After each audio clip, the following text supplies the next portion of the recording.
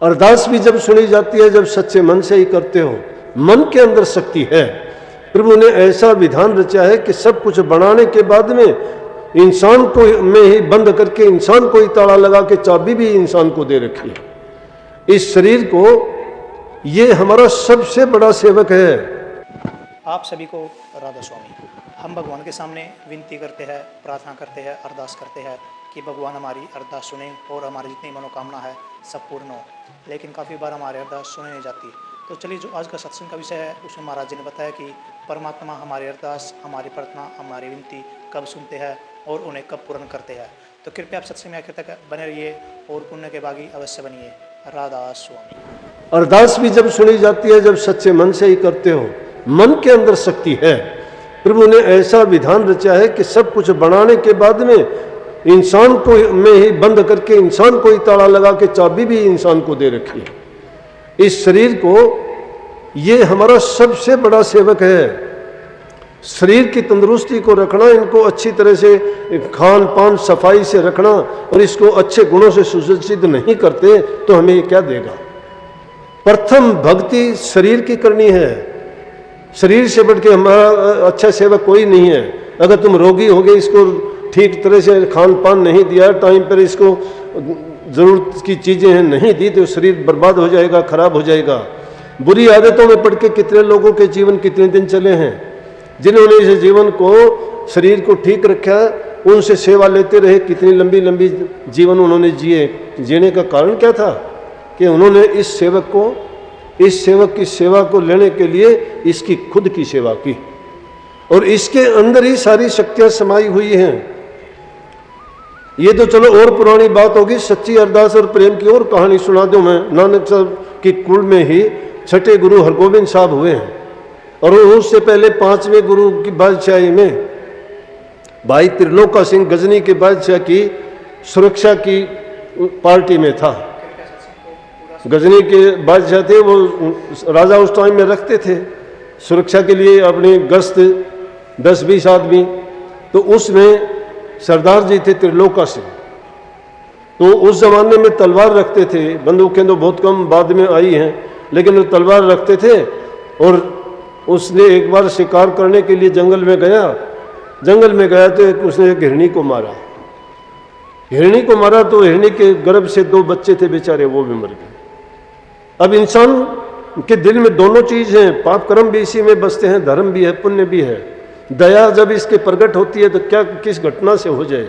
उसको देख के हैरान हो गया कि मैंने हिरणी को मारा था, 2 बच्चे अकारण इनकी मौत हो गई बेचारों की, कि मैं अगर ये हथियार नहीं रखता, मैं शिकार नहीं करता तो ये जुल्म नहीं होता। बोला कि आज से मैं प्रण करता हूं कि मैं कभी तलवार नहीं रखूंगा, ना कभी शिकार करूंगा। मन बदल गया। ये चीज उससे घटित हुई, उसका मन बदल गया कि आइंदा के लिए मैं ऐसा नहीं करूंगा। अब सब उसके जो राजा बादशाह की सुरक्षा में थे, सबके पास तलवारें थी।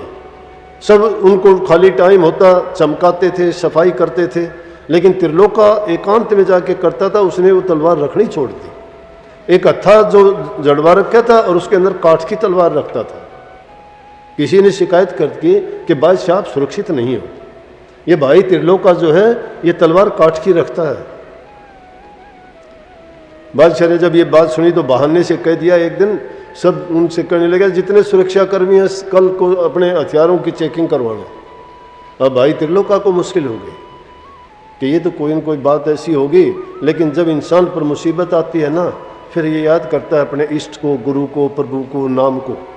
जो भी ये सहारा जो भी जानता है, जरूरी नहीं जो जानता ही नहीं वो किसका क्या सहारा लेगा, लेकिन जो नहीं जानता वो भी खुद का नहीं तो किसी दूसरे को याद कर लेगा कि हे भगवान अब तो वो गुरु मेरा काम कर दे। कहते हैं वो सबके काम करता है, सुनी हुई बातें हैं। किसी को लड़के दिए हैं, किसी का कोढ़ दूर किया है, किसी के मुर्दे को जिंदा किया है, किसी को किसी तरह बचाया है, तो मेरा भी वो कर दे, उसको याद आती है। लेकिन वो तो गुरु भगत था, गुरु अर्जन साहब से दीक्षित शिक्षा उसने ले रखी थी, और जो टाइम मिलता था, सिख तो अपने धर्म के पक्के होते हैं। सेवा, भक्ति, प्रेम, दया, साधना नित्य नेम से करते हैं, अपने कर्म से कभी विचलित नहीं होते। इसीलिए वो अनुशासन और धर्म में पक्के, आज से नहीं। ये तो जंगलों में रहने वाली वो जाति थी कि बड़े बड़े विदेशी आक्रमणकारियों के दांत खट्टे कर दिए, जबकि घर भी नहीं थे इन्होंने। इनके घर घोड़ों की पीठ पर होते थे। बड़े बड़े बादशाह जो मध्य एशिया से आने वाले तैमूरलंग जैसे थे, उनको यहाँ से भजाया इन्होंने, उनको लूट लिया, उनका खजाना तक छीन लिया था यहाँ से। वो यहाँ से छीन के लेके जा रहे थे, लेकिन इन्होंने वहाँ छीन लिया। इसी तरह से भाई त्रिलोका को जब ये हुई और उनकी चेकिंग के लिए बुलाया गया, सबके जब हथियार चेक करने लगे, सब ने दिखाए। अब क्या अरदास करता है त्रिलोका, कहता है, हाथ दोनों आंखें बंद करके अरदास करता है कि गुरु महाराज कृपा करना। गद्दी पर विराजमान हरगोविंद साहब उस समय थे कि मेरी पीढ़ी के बादशाह, गरीबों के सहायक, नियोटियों के ओट, गरीबों के मददगार, दुखियों के दुख दूर करने वाले, कृपा करना। अगर मेरी नौकरी गई तो मेरा गुजरान कैसे होगा? मेरे पास तो काठ की तलवार है। सबको बारी बारी से बुलाया गया बादशाह के सामने, अपनी अपनी तलवार उन्होंने दिखाई। लेकिन जो उसने अरदास की, अरदास 1 मिनट में पहुंची। 1 मिनट नहीं लगाई। कहां? गजनी से लाहौर में, अमृतसर में। गजनी से अमृतसर में उसकी अरदास 1 मिनट में पहुंची। संगत बैठी हुई थी। हरगोविंद साहब अचानक खड़े हुए और जो स्याही तलवार थी उसको निकाल के और संगत के सामने ऐसे लहराया और लेके काफी देर तक खड़े रहे। संगत हैरान कि अकारण कोई बात नहीं, कोई कारण नहीं, गुरु महाराज ने क्या कौतक किया। कुछ अपने अपने अंदाजे लगाते कि क्या लीला है। उधर उसी टाइम पर भाई त्रिलोका सिंह ने जब तलवार दिखाई तो ऐसे लिस्कारे, उसे काठ की तलवार नहीं, ऐसी फौलादी तलवार नजर आई कि सबकी आंखें चुंधिया गई।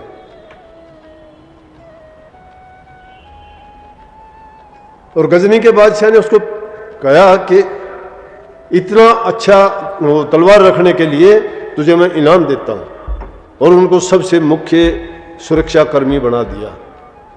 कहां काठ की तलवार रखने वाला जो सच्चे दिल से प्रभु की अरदास करता है, उसको याद करता है, उसके नाम को जपता है, बल्कि देर नहीं लगाता, प्रभु उसको संभालता है। उधर संगत ने जब पूछा कि इसका मतलब क्या था, हम समझे नहीं। कहने लगे कि एक सेवक की ऐसी पुकार थी, उसको वो भीड़ है, उसमें उसको जरूरत थी अब ऐसे काम की, उसकी संभाल करने के लिए जाना पड़ता है। जब जब भक्तों को ऐसी जरूरत पड़ती है, सच्चे दिल से अरदास करते हैं, तो प्रभु उनकी संभाल करता है। अभी भी इसी वक्त में हमारी भी संभाल हुई कि नहीं हुई, तो जरूरी नहीं है कि अरदास दुखी आदमी करे। अरे अगर सुख में भी जो इंसान अरदास करेगा, सच्चे दिल से प्रभु की भक्ति करेगा, नाम का सुमन और जाप करेगा, तो उसको कितने सुख प्राप्त होंगे। दुख में तो तुम करोगे तो तुम्हारा दुख काटने के लिए अरदास की है, लेकिन अगर सुख में याद करोगे तो तुम्हारे सुख को बढ़ा देंगे, सुख को बढ़ाने के लिए की जाती है। सुख का टाइम हो तो ये अरदास क्या करो कि मालिक ये अवसर सबको देना, सबको सुख देना, और जब बुरा वक्त होता है तो उस टाइम में अरदास करना। सुख के टाइम में जब शुक्राना करो और दुख के टाइम में अरदास करो, वो मालिक हाजिर नाजिर होकर आपकी सब जरूरतों को, सब मन की इच्छाओं को पूरी करता है। आप लोग सत्संगी हो, इतना जोर लगाया जाता है, इतनी प्रेम से आपको ये बातें बताई और सिखाई जाती हैं। ये कहानियाँ झूठी नहीं हैं। उन वक्तों में अब कह दो वक्त थे, वो वक्त कहीं नहीं गए हैं। धार्मिक आदमी के लिए अब भी धर्म है, अब भी पुण्य है, अब भी दया है, अब भी नाम में वही शक्ति है, कायम है वो सारी चीजें, अगर करना चाहते हो तो। जो नहीं करना चाहते वो लाख बहाने लगाया करते हैं, अपनी दुर्बल सोच और बुरे विचारों को प्रकट कर देते हैं। अब इन दुर्बल विचारों को कभी स्थान नहीं देना चाहिए। हिम्मत मर्द मददे खुदा, जब हिम्मत तुम जुटाते हो, खुदा तुम्हारे साथ है, दूर है नहीं। लेकिन खुद हिम्मत हार जाओगे, तुम्हारी कोई मदद करने वाला कहीं नहीं होगा। इसलिए हिम्मत कहाँ से होगी? तुम्हारे अपने शरीर से होगी। सारी शक्तियों का भंडार और स्रोत तुम्हारे पास तुम्हारा अपना शरीर है। इसको सही रखो, सलामत रखो, अच्छा रखो, तंदुरुस्त रखो।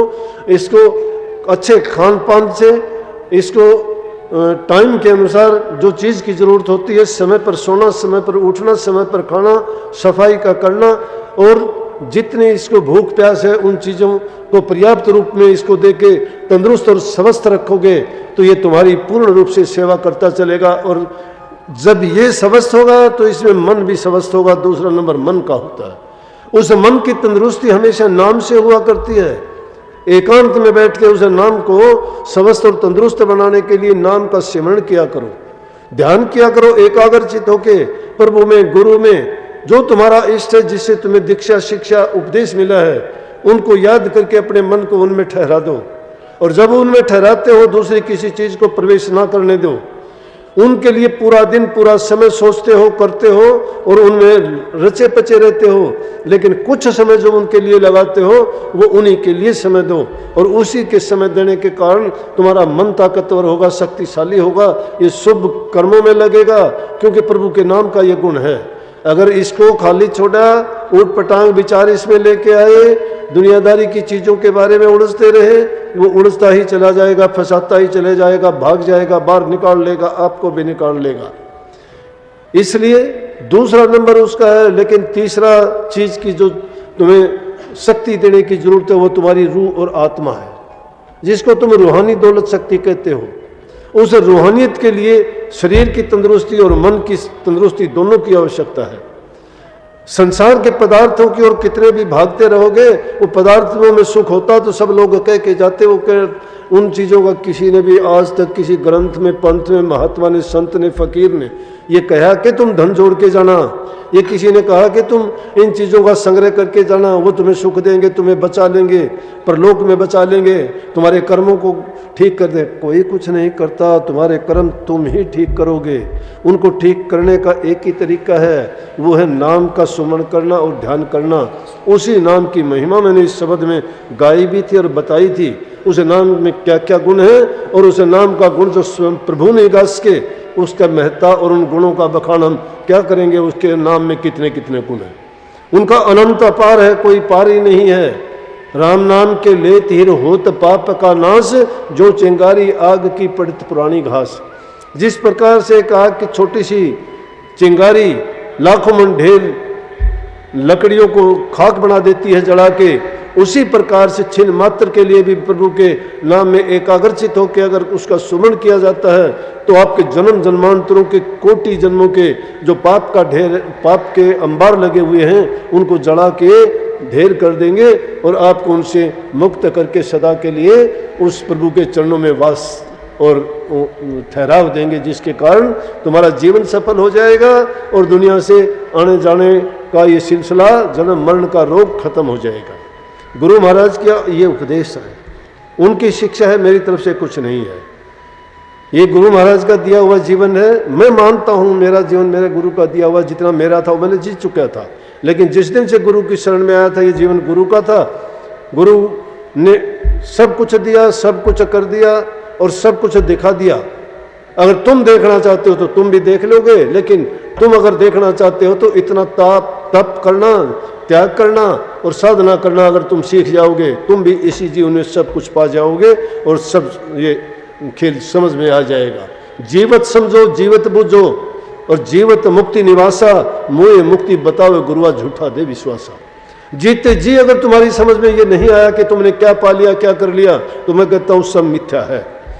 आडंबरों में भक्ति नहीं है, पाखंडों में भक्ति नहीं है, किताबों ग्रंथों में भक्ति नहीं है, तिलक चढ़ाने माला फेरने में भक्ति नहीं है, मंदिर मस्जिद गुरुद्वारों में मत्थे रगड़ने में भक्ति नहीं है, मन को साधने में, सच्चे दिल से प्रभु को अपने हृदय के बसाने से, उसमें प्रेम, दया और भक्ति को जब भरपूर कर लोगे, उसमें मुक्ति है, उसमें प्रभु की शक्ति तुम्हारे अंदर काम करती है। सब कुछ प्रभु ने हमें बख्शा हुआ है। एक इतना अच्छा प्रारूप इंसान का बना के जो हमें दिया है, इससे बेहतर कोई चीज़ नहीं है, इससे बढ़िया चीज़ ना कभी तुम्हें मिली और ना आगे मिलने की गुंजाइश है। इसलिए ये अवसर पाया है, इस अवसर को पाके गुरु की दी हुई शिक्षा को भुनाओ, उसका सच्चा सौदा करो, इस जीवन को सफल करके जाओ तो ही तुम्हारा जीवन सार्थक है। नहीं तो दुनिया में आना बेकार है। लाखों कीड़े मकोड़े मरते हैं, उनकी तरह से अगर जीवन बिताया तो क्या जिए। पर उपकार करके दूसरे के हित के लिए अगर जियोगे तो तुम्हारा जीवन लोगों के लिए एक उस चिराग की भांति होगा जो अंधेरे के अंदर प्रकाश दिखा देता है और उनके अज्ञान को मिटा के इस संसार से छुटकारा दिला के सदा के लिए अमरता प्रदान करता है। सबको बहुत बहुत आशीर्वाद। मालिक आपको सबको सुख दे, शांति दे, खुशहाली दे और भक्ति में आपके मन को लगाए। सबको बहुत बहुत आशीर्वाद। राधा स्वामी। सत्संग को पूरा सुनने के लिए आपका बहुत बहुत धन्यवाद। जैसा कि आपने सुना कि हमारी अरदास कब सुनी जाती है, तो कृपया इन बातों को अपने जीवन में अवश्य उतारें और इन बातों पर विचार अवश्य कीजिए। और अगर आपको सत्संग पसंद आया तो कमेंट में राधा स्वामी लिखकर पुण्य के भागीदार अवश्य बनिए। राधा स्वामी।